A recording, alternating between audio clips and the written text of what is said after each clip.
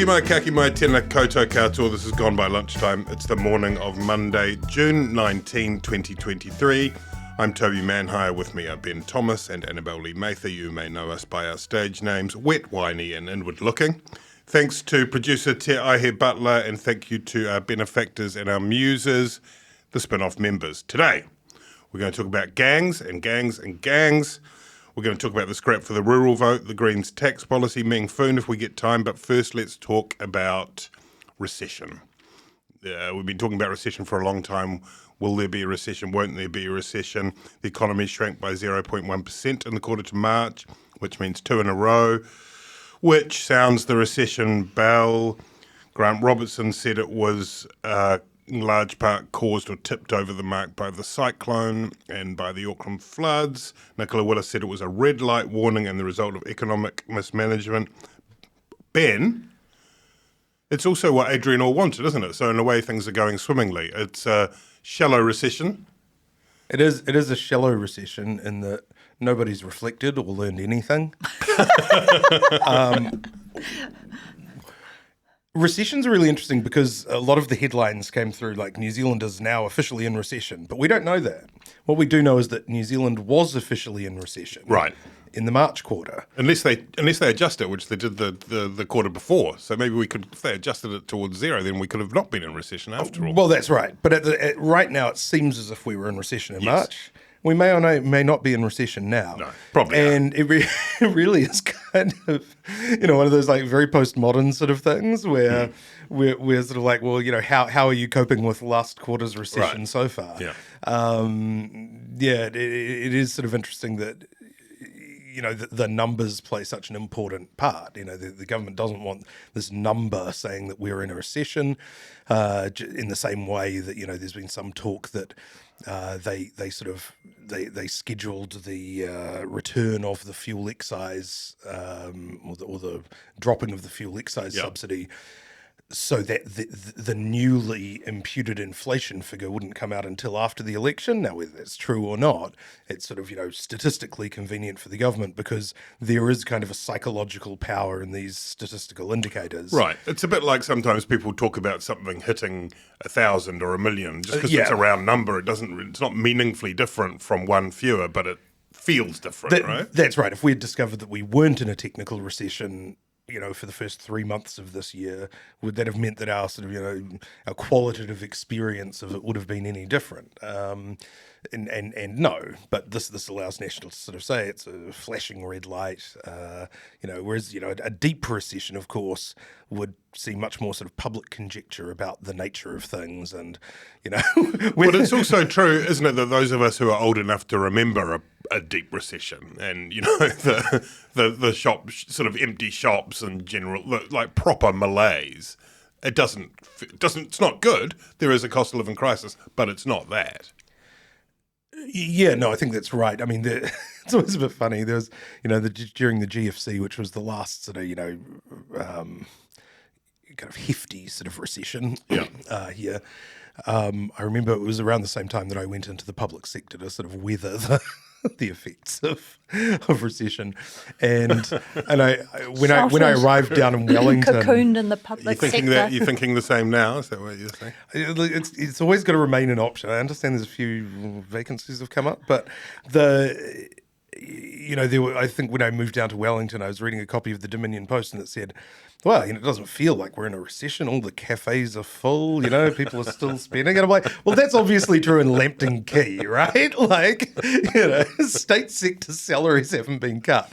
So, again, it really depends on who you're talking to because in a shallow recession, some parts of the economy are hit much harder than others. Some parts of the economy are doing just fine. And so it really depends who you're talking to. And I suppose that's one reason why the numbers are so important, because if you were just sort of looking out your window, depending on where you are, you might not notice it at all. Do you think it makes a difference with an election roaring towards us, Annabelle? I think that for large segments of New Zealand society, like they kind of live in a permanent state of recession, cost of living and the cost of living crisis is like a sliding scale. So I don't know if it really makes a huge amount of difference if you're in technical recession or not. I think it's probably more important for the politicians in terms of the way they craft the narrative. But it is, I understand, forecast to end in the next quarter, which falls before the election. So there's an opportunity for Labour to like pump up their own tyres and talk about what a great job they've done of navigating the economy through COVID. I mean, it does, doesn't it, kind of show up that, people say technical recession, and I guess sometimes you have to be careful with that as a politician because you don't want to sound as though you're trying to minimise the reality of it. But at the same time, if there had been, if the economy had grown by 0.3% and then fallen by 0.9%, that would be worse than we wouldn't have had a recession, but the economy would have been in a smaller place. I think the numbers that most voters tend to watch aren't the ones that are coming out about 0.1 or whatever. It's more like the cost of groceries, the cost of filling up the car, all of those sorts of things. And at the moment, they're still going up. And the other thing that so far there hasn't been any real effect on employment, and that's what tends to mark out the real sort of human misery of recessions, as as we popularly understand them, which is people lining up for food parcels and getting turfed out of work, in small towns being sort of having their main industries shut down, and they've so far so far we've largely avoided that, which has put us into recession. Like the recession is the cost of keeping the economy pumping enough that you don't have like massive unemployment. And then trying to avoid stagflation. So if Adrian was timed it right, then the great golden goose of the New Zealand economy, the housing market, will start to recover and everything will be sunny again. Let's talk about gangs. It's election year, and it's as reliable as writ day and rosettes as politicians talking about cracking down on gangs. Ōpōtiki in the Bay of Plenty was the focus for much of the week just gone. The president of the mongrel mob Barbarians was killed, suspected to be a rival gang hit. And his tangi was in town, which were an influx of gang members and a whole lot of police as well. And the town coming to a standstill in some parts, schools closed. A few shootings, a bit of fire. Some fire. And the politicians were all over it. And Chris 1 and Chris 2 competed to be more cross with the gangs. David Seymour used the word subhuman and compared Ōpōtiki to Mogadishu. Rawiri Waititi and the Ōpōtiki Mayor David Moore both said, stop turning all of this into a political football. What did you make of the coverage and the debate? Well, I think that the Mayor probably has a better understanding of what's going on than the two Chris's. I thought it was interesting that the media seemed to be much more preoccupied with what was going on at the tangi than the actual murder itself. Lest we forget, he was actually a murder victim. And there was a really good article and stuff over the weekend that talked about Steve and his mahi in the community, how he had recovered from P and was working with the local te whakatohia social service provider on anti-meth campaigns and that sort of thing. I think what I found interesting about the media coverage was doing a comparison with other gang-related funerals that have been held over the years. And one example came to mind, which was Conor Morris, and the stark difference in the way his funeral and procession was reported by comparison to what happened with Steve's. It seemed to be far more empathetic to him as a murder victim. It talked a lot more about, gangs and rival gangs coming to pay their respects, whereas in the case of Ōpōtiki, it felt far more hysterical. It's also frustrating that when we report on gang issues, that we tend to ignore the underlying reasons that gangs were able to blossom in places like Ōpōtiki in the first place, and also the other issues that are going on in communities like that, like massive housing crisis there. The housing crisis is a result of the mussel farm that's been established through the Regional Development Fund, which is a good thing, that they've got this employment opportunity that's about to happen, but there hasn't been the extra investment around it so that locals don't get pushed out. So it's a shame in my view that there was such a narrow focus on just the gang funeral and the procession and not some wider analysis of what's happening in small towns like Ōpōtiki where there is a lot of gang membership. Ben, the National Party came out yesterday, on Sunday, with a new policy that would make membership of a gang an aggravating factor in sentencing, which, as many pointed out quickly, is already the case, the difference being that it's different. It's different insofar as it doesn't need to be linked. You don't need to have been operating as part of the gang in the offence for it to be an aggravating factor. So currently, if your gang plans a robbery and then you are convicted, then your membership of the gang is, that's an aggravating factor.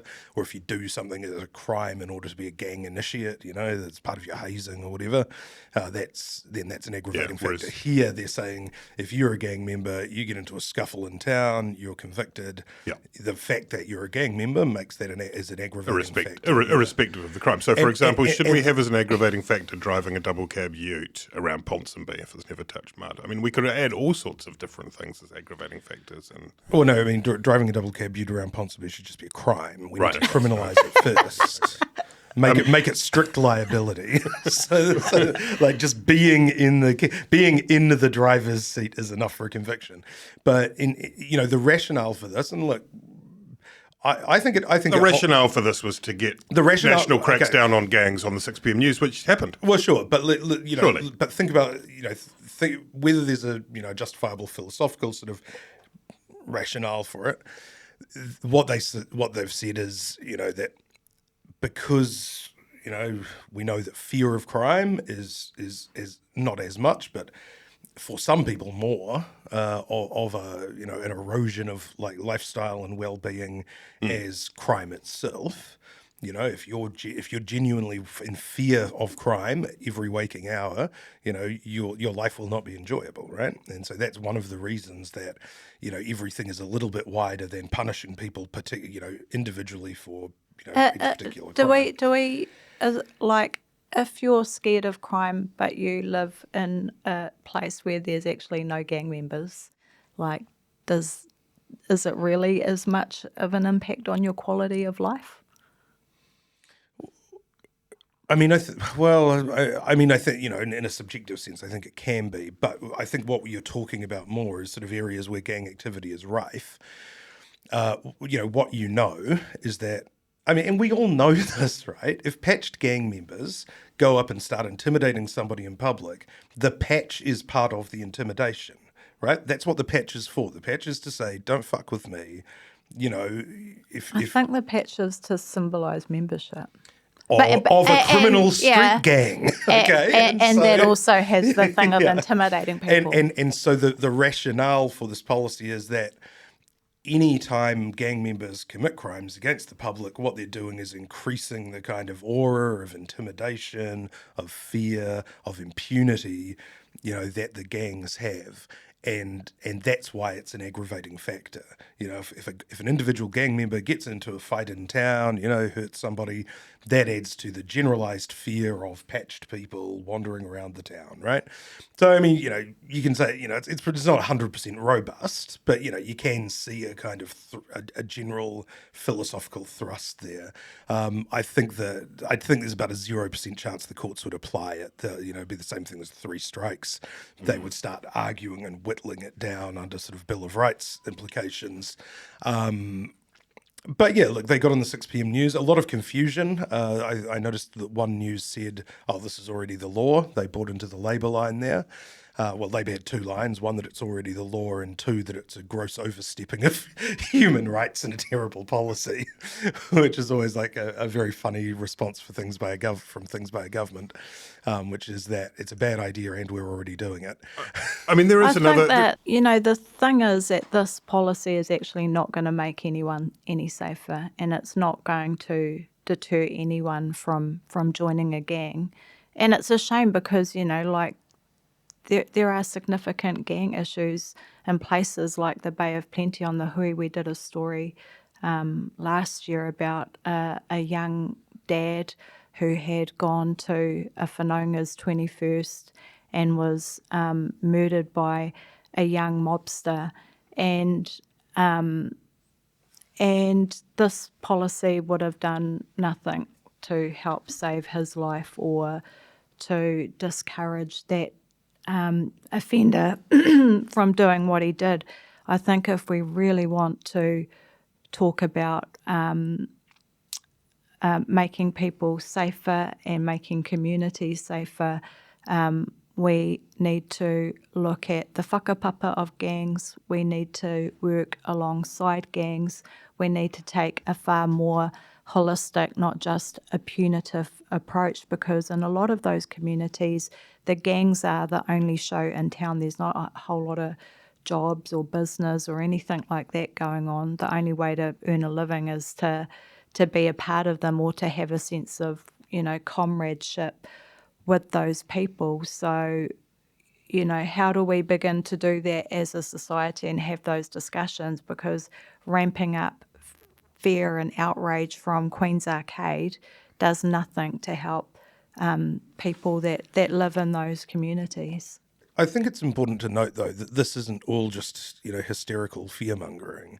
It is true that the police blocked off State Highway 2 for most of a whole day so that a gang funeral could go through, so that they could ride on both sides of the road, so that they could rev their bikes, so that they could, have the road to themselves. I mean, Isn't that what farmers do when they block up all the streets when they do their tractor protests? Or what about just moving sheep around? Are those sheep patched? I mean, that's a question for everyone. Well, no, look, sure, but I mean, well, yeah, sure. I mean, and you could argue that everybody should have that right when a loved one dies, that they get the whole motorway to themselves, right? Fair enough. But, nobody denied that, shots were fired, that gang tensions were high, that people were scared. The mayor didn't deny people were scared. He just said, it's up to the schools if they want to close. I understand everyone's on edge. I mean, I guess... Now, of course, the mayor is interested in trying to lower tensions and doesn't want it to turn into a big schmozzle in his town. Of course he wants that, because he has to deal with it, right? Because the government aren't going to deal with it. They're just going to invite the national spokespeople for gangs to another conference about diversity. I think the other thing too, which he talked about in some of his interviews, is that, while it's easy to call these people subhuman, they are in fact human and they have to live somewhere. And if they're living somewhere, you want them to be an active part of the community and contributing positively towards it. And he talked about that. He talked about, an old lady fell over on the main street and a gang member rushed to her aid and helped her up. Someone's car got a flat tyre and it was a gang member who, with a broken arm, who helped them put the new tyre on. There's been people talking about how when there was a strike in Wairua, it was the mongrel mob down there who were running a food bank and helping to support families and stuff through it. So, you can't just write them off as subhuman, because they're not. Yep. You have to find a way to bring them into the wider community and offer them a better gig than what's currently. Oh, absolutely. I mean, look, the thing is, the people who are victims of gangs are by and large gang members. Because the thing is, in towns like Ōpōtiki, Wairoa, places like that, these aren't blinged up sort of Harley Davidson riding, personal gym owning guys. These people they're not living good lives, right? As we know, the gang leader was a victim of violence himself. Yeah, well, right? Morgan Godfrey made the very good point that, that unlike other gangs that are centred around business or an enterprise, mongrel mob members and Black Power members, they tend to be unified through a common experience, and the whakapapa of that common experience is being wards of the state. And then that's become an intergenerational thing where you're born into a gang whānau and so it goes. Yeah, but which doesn't mean that the culture around it is good, right? No, but I think the other point that Morgan made, which I think is an important one, is that the focus needs to be providing, as Morgan put it, off-ramps for people who are in those situations rather than adding more on-ramps. And some criminalising and sending people to prison likely is basically a very good finishing school for becoming a gang member. Let's move on. The rural vote has been another real focus over recent times. ACT have sort of had the running on it. They've got Mark Cameron, who's been one of their most effective MPs, who likes to remind everyone he's the only working farmer in Parliament. They signed up Andrew Hoggard, which was in many ways like a kind of classic. Looks like he'd been produced by a 3D printer for a National Party MP of the 1980s, it seems to me. He's sort of smart and reasonably, he's got reasonably good wry humour, all that sort of stuff, and obviously knows the sector. The Fed Farmers pedigree, you know? The Fed Farmers pedigree. The militant wing of the National Party. Then National sort of responded to that. It came out with a policy sort of opening the door towards GMO in farming, which seemed quite forward-thinking, and hats off to Judith Collins for leading that. And then the second part of it was, as had been teased a bit in advance, was riding back from another cross-party accord after the housing density one a couple of weeks earlier. He Waka Eke Noa is no good for them anymore, and they kicked the old cow burp can down the paddock till 2030. And that was seen very much as an attempt to win back the vote that had fallen away towards ACT. It all played out at field days. Obviously, we were all there at field days. I assume you guys didn't see you there, but I assume we were all there in our red bands. Ben, it seems to me like it's kind of a crucial moment now in terms of whether we see it in a poll, and I don't know. But this strategy, and tell me if you think this summary is wrong, of trying to win back the vote from ACT, and there are various rationales to put forward to it. You know, it might be just building the base. It might be because of concern about number of list seats that National would get. Other people have advanced the idea that it's designed to make the prospective coalition look a bit less right-wing by having which is sort of a roundabout way of doing it, becoming more right-wing in order to look less right-wing. I don't know. The risk, of course, is that you could build the National could increase its vote, but the right bloc could become smaller by alienating some people in the middle. Do you think it is? Do you think that that it'll bear fruit, this approach? Yeah, I think in terms of the agriculture policy, that really is National sort of panicking a bit about their traditional base. Active, I think we've talked about it before. Active been very bullish on their chances in those rural electorates. Their analysis is that farmers didn't turn against National in the last election. They just sort of sat it out. They just weren't enthused enough to come out for anyone. And so they think that that over the last 3 years, they've been able to sort of stir that population up. You know, and National, look, you know, it's in the same way as if Labour thought it was losing the unions. You know, this is pretty fundamental stuff for National. It's you know, even if it is a relatively small part of the vote, it's one that's sort of really existential for them. You know, backbone. Yeah, and so I think that I think there was probably a little bit of panic, and you sort of see that, you know, in agriculture, more than any other area, they really are very close to ACT. That's agriculture is the one area where they've adopted a sort of ACT-like anti-regulatory policy. You know, the two out, one in policy for new regulations, which is an old ACT policy. It sounds like something that Rodney Hyde would have said. Yeah, that's right. And so, you know, they're really trying to close any gap there, because, you know, the logic of MMP is that the larger parties should always be going towards the centre, and they should leave the fringe or the edge to their minority partner. National probably are cognizant, though, that ACT is looking like is starting to look like a bigger and more significant partner. You know, if you're providing sort of, you know, if there's a sort of 3-to-1 ratio of major party to minor party, that gives the minor party, a lot of heft. Again, it's like these sort of numbers that they don't mean anything in reality, right? And really, it's the effect on the electorate is essentially the same if National has 58 seats and ACT has 4.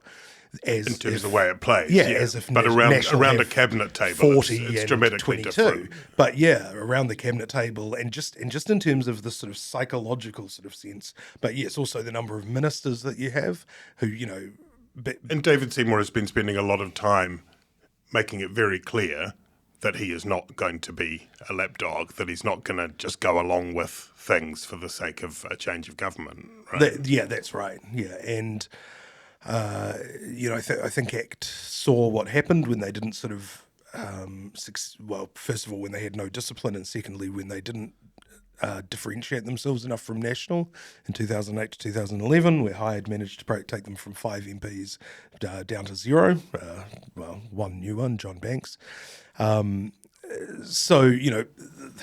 Rationally, National should just be trying to get that exact median voter +1, and that should be what they train all their efforts on. In reality, though, they are jostling for position with ACT because they want to minimise the impact ACT has on their government.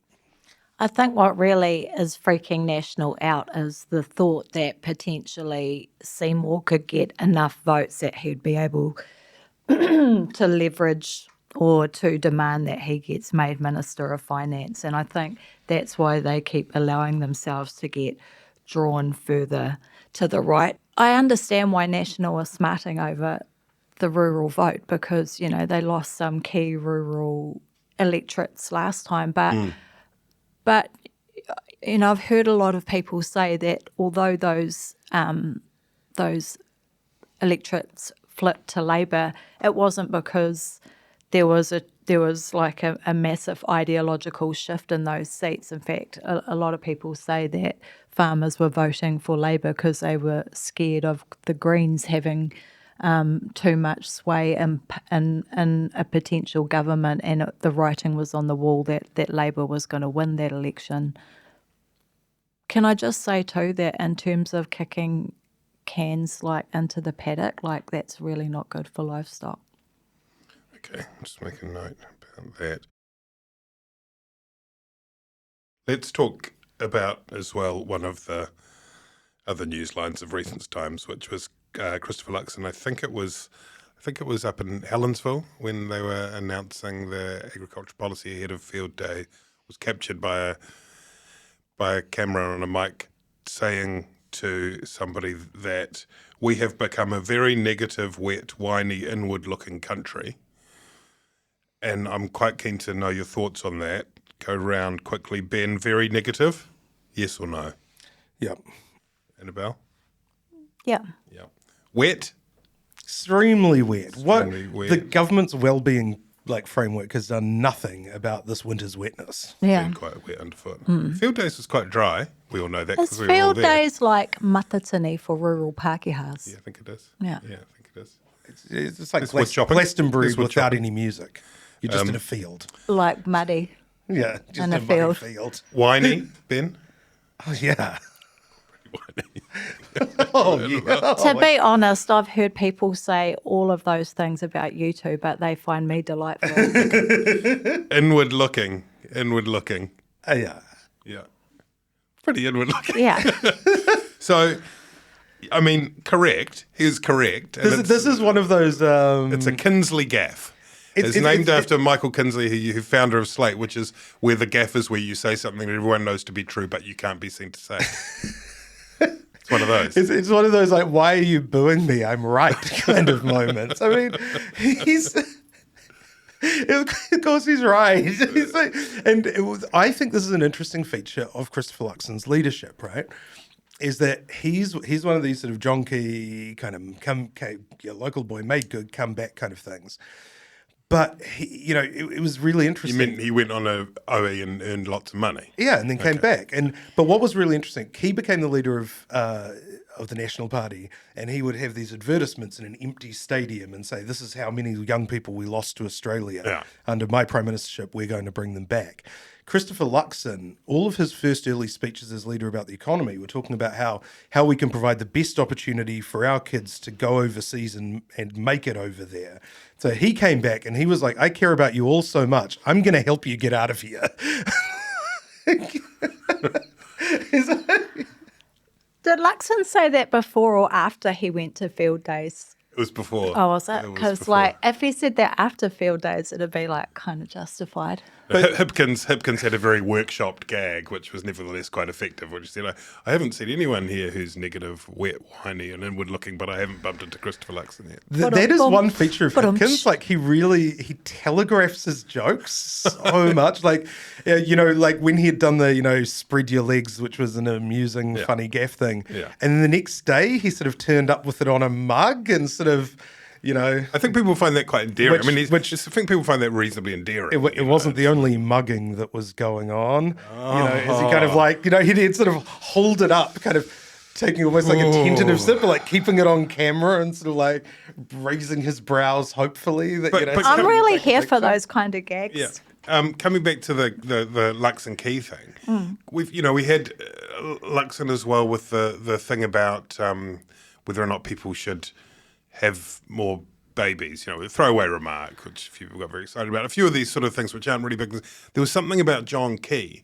He turned that into a strength because he said, I can't believe these people are getting all hit up. Everybody just he sort of had an ability to shrug it off and bring... He'd say, I can't. I've had a vasectomy. Right. and then that would have been the news cycle for the next week. Yeah. And everybody would have forgotten all about the GCSB or whatever they were asking. That's right. Yeah. That's maybe someone suggesting that to Luxon. We need to forget the Tesla. You need to get the snip, mate.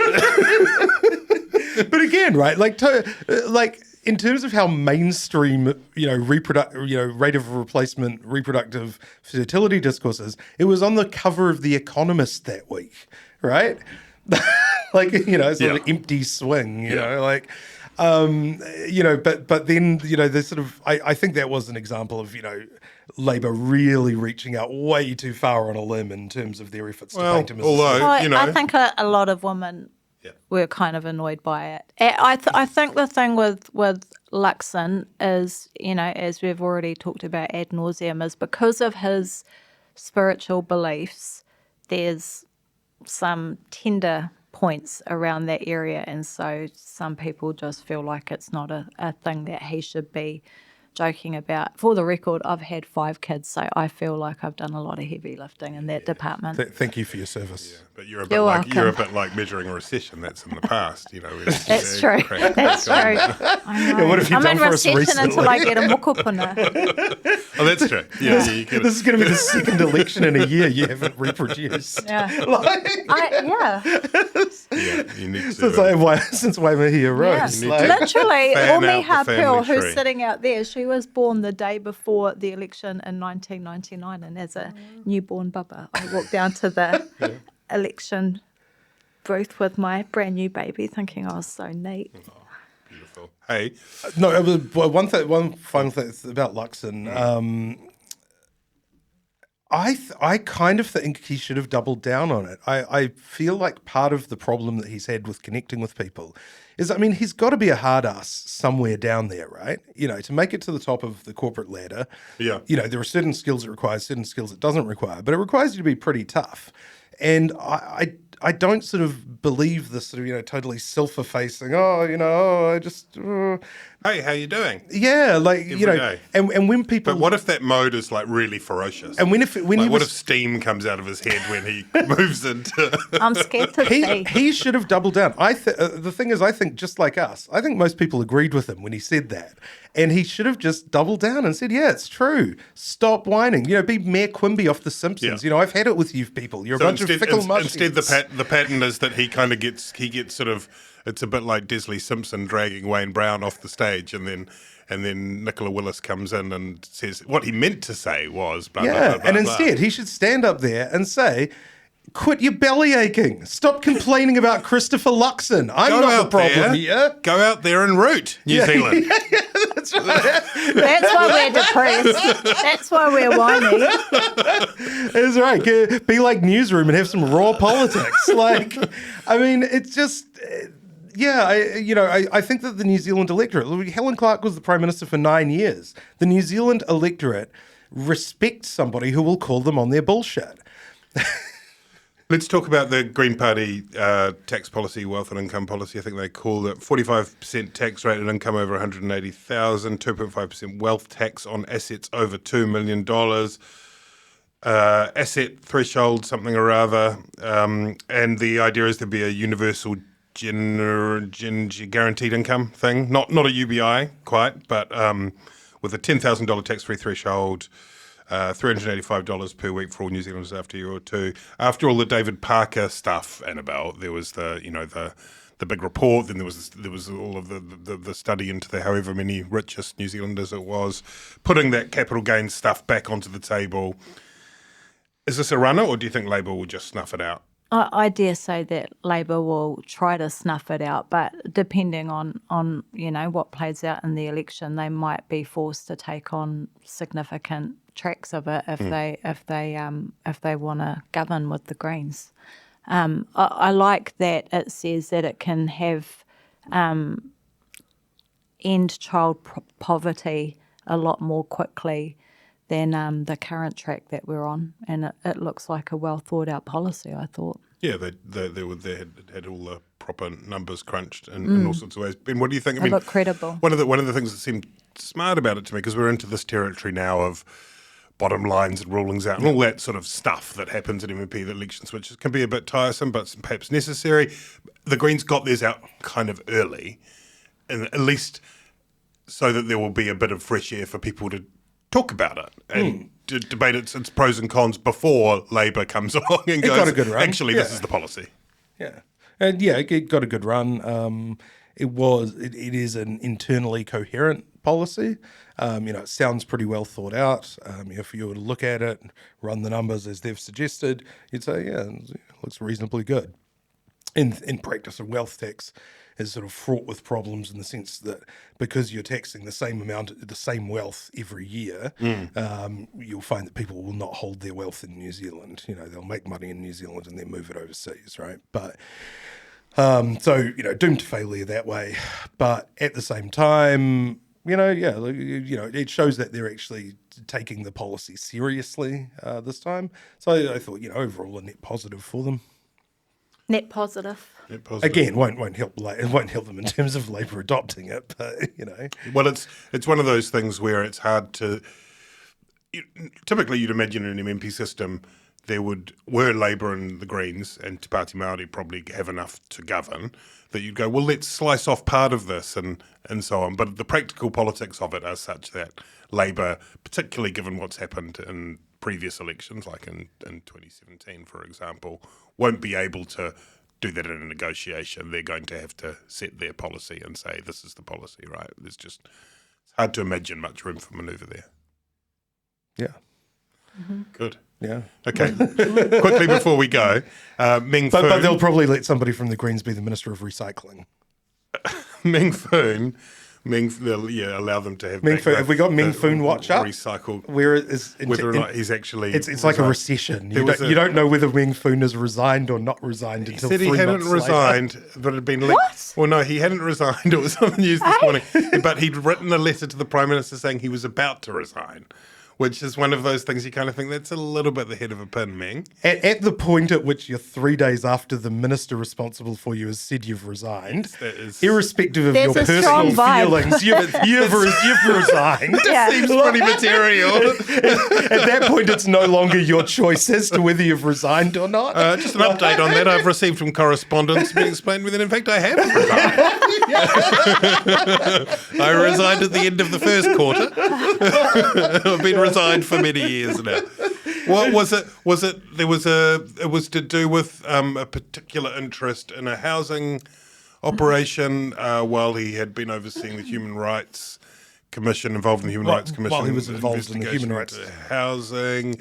And then that came on top, of course, as well of the the donations thing, and that it included providing in-kind office space for Kiri Allen's campaign, though that was before she was Justice Minister. Anyway, was this inevitable, Ben? Was this now... I mean, it came out at pub time on a Friday, so I sort of... A lot of people, I don't think, noticed it, but did it seem as though there was only one option at that point? It's the sort of thing where, I've got this rule, anyone can make a mistake once, right? And a lot of people make one mistake in their political lives. As soon as you find they've made two mistakes, you have to get rid of them because there will be infinitely more. Yeah. And, no one just makes two mistakes. This is the second failure to declare an interest that has been discovered in terms of Meng Foon. At that point, you just you cut your losses. You cut your losses and you accept his resignation, whether he has yet officially tendered it or not. That's right. It's travelling in the snail mail. Annabelle, Meng Foon's contribution? Meng's someone that I really admire, obviously from the East Coast. Former mayor, Speaker of Te Reo Māori. Has been a beautiful ambassador for Te Reo Māori. The thing with that job as Race Relations Commissioner, formerly Conciliator, is that the better job you do, the more loathed and despised you are. It really is a poison chalice of a job. And I think Meng was doing a really good job, but I also would have expected him to be politically aware enough that he would need to dot every I and cross every T because you have such a huge target on your back in that role. So for him to make a mistake like this twice in a row, there really is not much of an option but to feel like resigning and then perhaps actually resigning. That's Annabelle Lee-Mather. Thank you. Thank you, Ben Thomas. Thank you, Te Butler. I'm Toby Manhire. Thank you. Goodbye. Good night. See you. Bye.